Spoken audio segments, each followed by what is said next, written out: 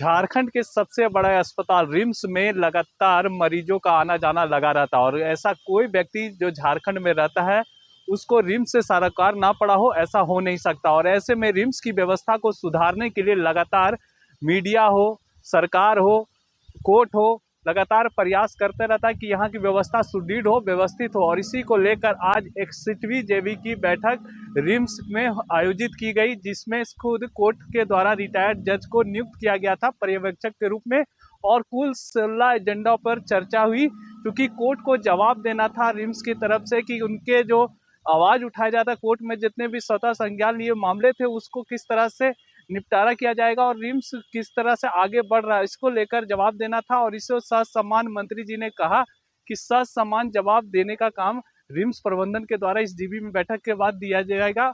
और इसी को लेकर जो है आज सिर्फ 14 एजेंडों पर चर्चा हुई। अगला जो बाकी जो एजेंडा रह गया है उसको 9 अक्टूबर को फिर एक बार जीबी की बैठक होगी, जिसमें चर्चा की जाएगी कि किस तरह से आगे के एजेंडा पर काम किया जाए। जितने भी खरीद का मामला है उसको लेकर भी मंत्री जी ने कहा कि जल्द से जल्द मशीनों की खरीद जल्द से जल्द की जाए, ताकि मरीजों को बेहतर सुविधा उपलब्ध किया जा सके। आपको बता दें कि इस बैठक में जो है सो रक्षा राज्य मंत्री और रांची के सांसद संजय सेठ भी मौजूद थे। उन्होंने कई तरह के मामलों को उठाने का काम किया और कहा कि यह जो पूरा आज जो बैठक हुई है वो शांतिपूर्ण ढंग से और शांतिपूर्ण वातावरण में हुई है। मौके पर क्या कुछ कहा गया, आइए आपको सुनाते हैं। देखिए, आज की जो जीबी 61 जीबी की बैठक हम लोगों ने किया, रिम्स 87-81 की जो बैठक हुई है आज, तो ये कोर्ट के गाइडलाइन पे था और उनके द्वारा जो एजेंडा था उस पर हम लोगों ने गहन डिस्कशन किया और कोर्ट का ऑनर करते हुए जो जवाब था हम लोगों ने बहुत स्ट्रांगली दिया। और अन्य जो प्रस्ताव है उसके लिए हम लोगों ने निर्णय लिया कि पहले कोर्ट को हम लोग संतुष्ट कर दें। कोर्ट ने जो जवाब मांगा था हम लोगों ने 1 to 1 जवाब दिया। काफ़ी 3 घंटे तक ये मैराथन बैठक चली। सभी सदस्यों ने अपनी राय भी दी और ये निर्णय हुआ। कोर्ट के द्वारा जो रिपोर्ट किए गए थे, हमारे रिटायर्ड जज साहब ने कहा कि नहीं, अभी और एजेंडा पे अभी बात नहीं करेंगे हम लोग, कि कोर्ट का जो एजेंडा है उस पर डिस्कशन किया जाए। उसके बाद हम लोगों ने उनका ऑनर करते हुए हम लोगों ने बैठक को क्लोज किया है और अगली बैठक 9 अक्टूबर को हम लोगों ने निर्णय लिया कि हमने डेट भी फाइनल कर दिया कि 9 तारीख को अगली 87 की बैठक होगी यहाँ। तो आज सर कुल कितना एजेंडे पे हुई बात? तो कोर्ट का जो था लगभग कितना 16 एजेंडा था हम लोगों ने। उसमें था कि रिम्स में परचेजिंग का मामला था, क्यों नहीं हुआ, डिले क्यों हो रहा है। फिर था कि रख रखाव की व्यवस्था क्या है, पेशेंट आते हैं तो उनका कितना इलाज हुआ, जो सेंटर वगैरह चल रहा है, ट्रॉमा सेंटर, जांच वगैरह जो एक्सरे है, ट्रॉमा सेंटर नहीं है, तो उस पर भी हम लोगों ने अपनी बात को रखा।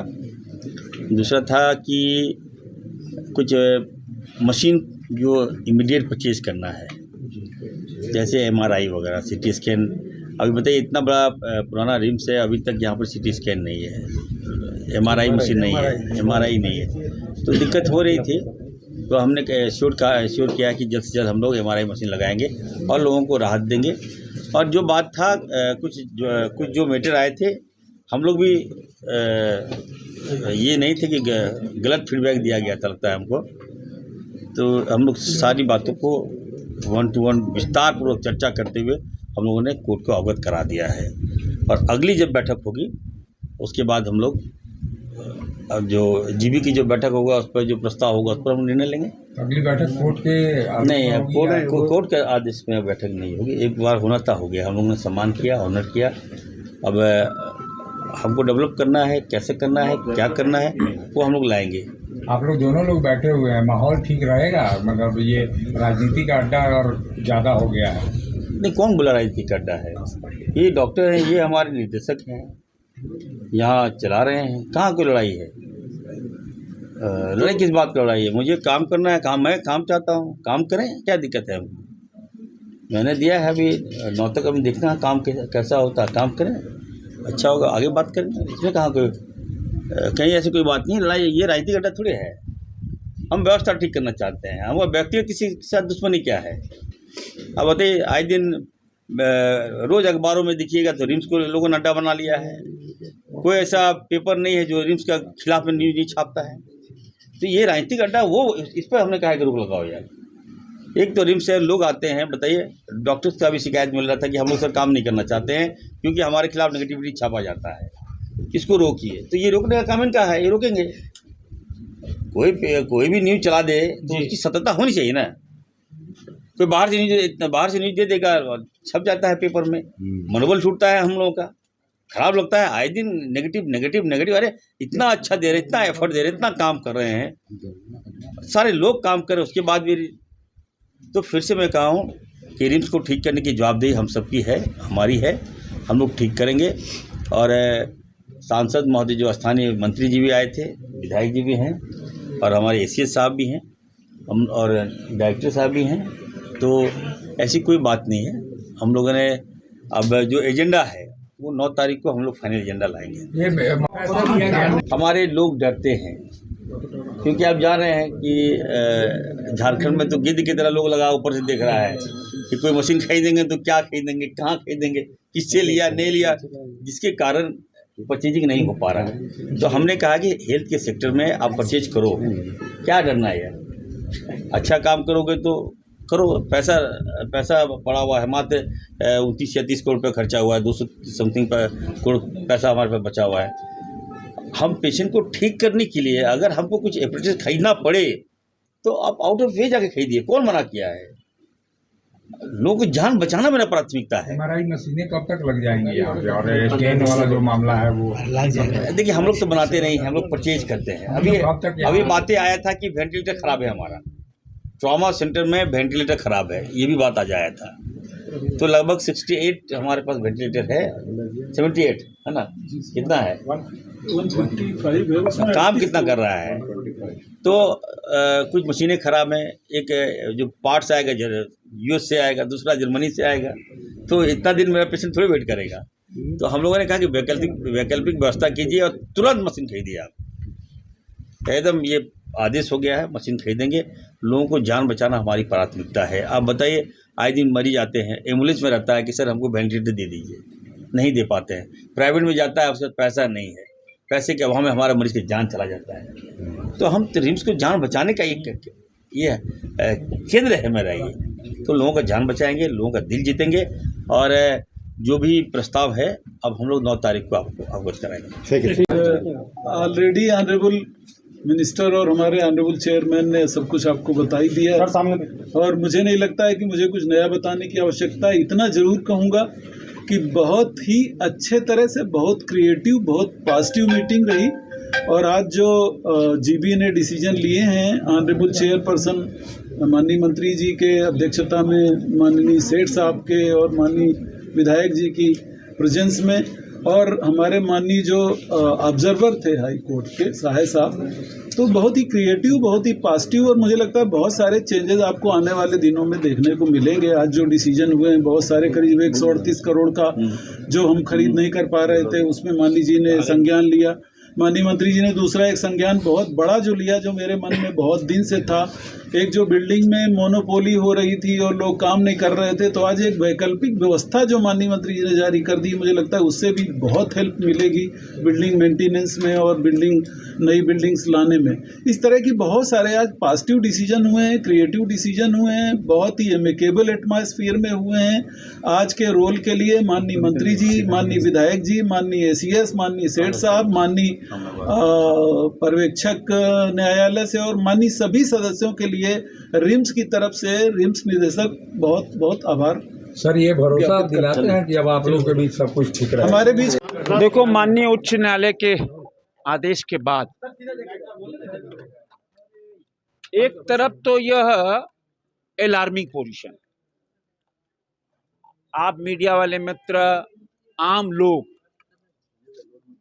रिम्स की दुर्व्यवस्था से परेशान, और तभी माननीय उच्च न्यायालय ने स्वतः ही संज्ञान लिया और आदेश दिया कि जीबी की बैठक हो। और आज माननीय न्यायाधीश सेवानिवृत्त उस बैठक में मौजूद थे, क्योंकि यह इतना बड़ा अस्पताल और जहां दुर्व्यवस्था की बुरी हालत है। आज निर्णय हुए हैं बहुत, निर्णय चाहे वो आधुनिक इंस्ट्रूमेंट को लेके हो। अभी बताया गया कि 156 वेंटिलेटर में 125 वेंटिलेटर काम कर रहे। आज ही निर्णय हुआ कि 100 वेंटिलेटर खरीदे जाए। बताया गया कि भाई हम लोग रोज जूझते थे कि स्टंट किसी गरीब को लगना है तो स्टंट ही नहीं मिलता था कि स्टंट लाओ भाई, टेंडर होगा तब स्टंट लगेगा। तब हुआ कि ना अब जल्दी से जल्दी इसका टेंडर हो और कोई भी मरीज वापिस नहीं जाए। स्थिति हम कह सकते हैं कि बियॉन्ड कंट्रोल थी। और क्या कारण थे जो इतनी दुर्व्यवस्था यहां पे है। सिटी स्कैन की मशीन 2, MRI की स्थिति आप सबको पता है क्या स्थिति है। मैंने उदाहरण दिया कि दिल्ली में गुरुद्वारे में MRI की मशीन मुफ्त में लगी है। एक गुरुद्वारा, एक धार्मिक स्थल मुफ्त में सेवा दे रहा है और इतना बड़ा ऑटोनोमस बॉडी जिसकी ख्याति पूरे हिंदुस्तान के अंदर है, वहां MRI मशीन की यह दुर्व्यवस्था। दवाई की आपूर्ति, एजेंडा में आया कि यहाँ के डॉक्टर्स प्राइवेट प्रैक्टिस करते हैं तो कार्रवाई करो ना, कार्रवाई क्यों नहीं होती है। कुल मिलाकर आज रिम्स के आलोक में जो माननीय उच्च न्यायालय के आदेश पे हुआ है, हमको उम्मीद है कि रिम्स पटरी पे आएगा, क्योंकि रिपोर्ट माननीय उच्च न्यायालय को जानी है। माननीय न्यायाधीश सेवानिवृत्त बैठे हुए थे, एक एजेंडे पे चर्चा हुई है और वो उसकी रिपोर्ट माननीय उच्च न्यायालय में भी जानी है। बहुत सारे और निर्णय हुए हैं। कुल मिलाकर यह निर्णय कि अब रिम्स जनहित में काम करे। यहां से मरीज खाली झारखंड से नहीं आते हैं, झारखंड, बंगाल, उड़ीसा, बिहार से आते हैं और इतनी बड़ी व्यवस्था यहाँ खड़ी हुई है। तो हमको अब उम्मीद है कि माननीय न्यायालय के इंटरवेंशन के बाद अब रिम्स पटरी पे आएगा। क्योंकि डायरेक्टर और मंत्री में जो खींचतान चल रहा है उसी का परिणाम उसी का परिणाम था कि आज ये हालात बनी और माननीय उच्च न्यायालय को इंटरवेन करना पड़ा। मैं बिल्कुल सामान्य थे।